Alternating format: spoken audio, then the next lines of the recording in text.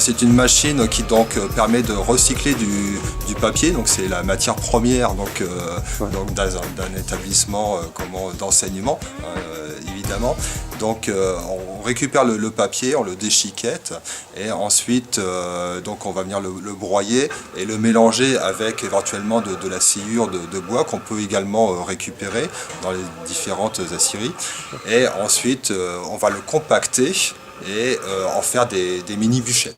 On contrôle la machine en fait à distance, on peut la mettre en marche, le broyeur, mais aussi le compacteur et celui qui forme les briques. C'est complètement intégré donc évidemment au programme, puisque dans le DUT GIM et comme pour tous les DUT d'une manière générale, le projet est obligatoire. On est sur un parcours professionnalisé. L'objectif donc c'est de les amener au bout de 2 ans donc à une formation qui leur permet donc de pouvoir s'intégrer complètement dans le milieu professionnel.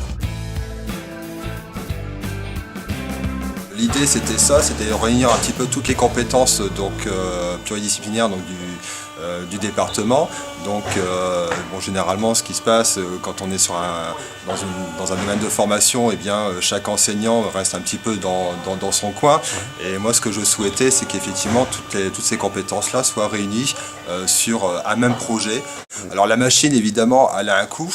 Alors le coût provient donc de l'État d'une part, mais en petite partie, mais en grande partie elle vient essentiellement des industriels qui nous font confiance, puisqu'encore une fois le DUT c'est une formation professionnalisée. On est reconnu par le milieu industriel. Le programme pédagogique d'ailleurs est fait en étroite collaboration avec les entreprises. Les entreprises nous font confiance et de ce fait-là, effectivement, nous subventionnent quand même assez fortement.